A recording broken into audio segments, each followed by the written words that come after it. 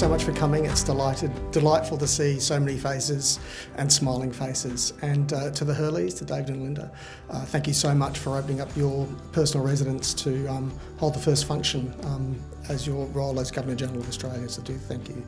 I should also say that many people won't know this, but we run safe spaces in the city every weekend. We've been doing it for the last 4 years to help young people get home safely, so they could be your sons and daughters. So in the 4 years that we've been running those safe spaces, we've had just under 70,000 interactions to get young people home, and the Hurleys put up their hand and said we'd love to come along, and Liz Broderick, who's standing behind them, also came out one night.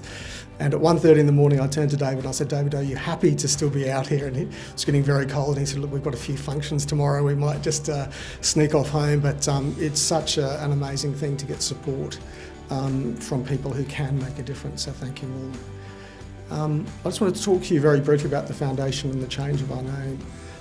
We started as the Thomas Kelly Youth Foundation, which was really centred around violence on the streets of Sydney. Became quite prolific, I think, and the changing point for our family to start the foundation was a meeting with the New South Wales Police Commissioner, Andrew Scipione at the time, and he said to me, "Ralph, we have a budget of $3.2 billion a year, the third largest police force in the Western world, and 70% of our resource is tied up in violence, both domestic and non-domestic." And it really struck me what's changed in our society to make such a difference to our cities, and in particular to Sydney where we live. And so we did start the foundation. We started to advocate for change, and that change obviously came in a big way with the lockout laws. Whether you like them or hate them, we do have two professors here tonight from St Vincent's Hospital, so Professor Gordon Fullday, who is here tonight with his wife Leslie, and Paul Peretz, who's the new Director of Emergency. And I was with Paul yesterday and he said to me the amount of violence that we have in our emergency department has decreased dramatically since the lockout laws were introduced to Australia. So we're hearing more and more about emergency staff being injured and harassed in hospitals, and that has dropped in our major Sydney hospital. We decided to change the name to Stay Kind after Stuart's initials, our younger son. And I just do want to talk a little bit about Maddie because my daughter, she's in the front here, she's just turned 24, and she was 17 when her elder brother Thomas was murdered in King's Cross, and she was about to sit her trials for the HSC. And then her younger brother Stuart, also at the age of 18, took his life in her third year at university studying law and politics. So to have the tenacity to keep going as the sister of two boys is, I can't even fathom how she gets up every day to keep on going. But well done, Maddie.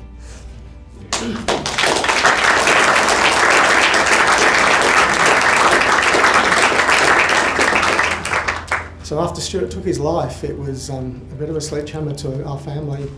And I turned to Natalie Zielinski, who's the COO of our foundation, and I said, can we look at what's happening overseas towards youth suicide, which is slowly climbing. And we looked at some global research that had been undertaken, and we saw that there was a deficit of kindness. So we talk to people about empathy and respect and resilience, but rarely do we talk about kindness. So we decided to embark to change the foundation name, to get serious about a movement around kindness. And I think, as David has said tonight, if each of us could be kinder to each other, what a wonderful place Australia would be. We'd be the leaders in the world, and I think that we can do that collectively together. And I think it's so important that when we see young children now as young as 5 being recorded as taking their lives, that it's time that we all stopped and made a difference. And that means that every day when we get out of bed, we should actually think, what are we going to do to be kind? We need to be proactive, not reactive.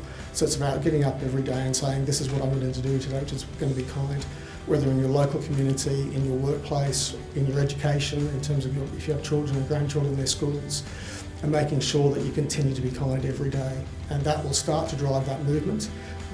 We do know that social change takes between 10 to 15 years, but my God, if we don't start now, where will we be in the future and for our grandchildren? So as His Excellency said earlier, it's up to each and every one of us to do this, not our foundation. Our foundation is really just the movement. It's up to each and all of us to make that change. So together we can make Australia a very vibrant and welcoming country once again. I'd like to thank you, all of you, once again for coming. Before I step down, I'd like to ask Richard Rolfe up to the lectern, as we do have a guest We do have We do. a small gift for His Excellency. Just over a century ago, the Henley Peace Regatta was held in England. There were 8 crews that competed, and the Australian Imperial Forces number 1 team won that Henley Peace Regatta.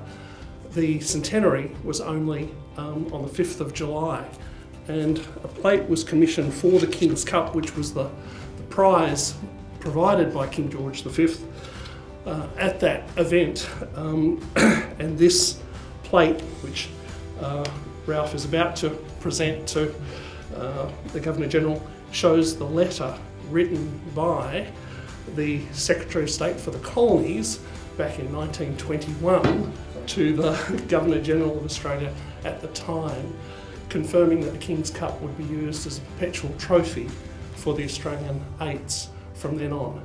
The Secretary of State for the Colonies back at that time was Winston Churchill. The inscription's on the plate.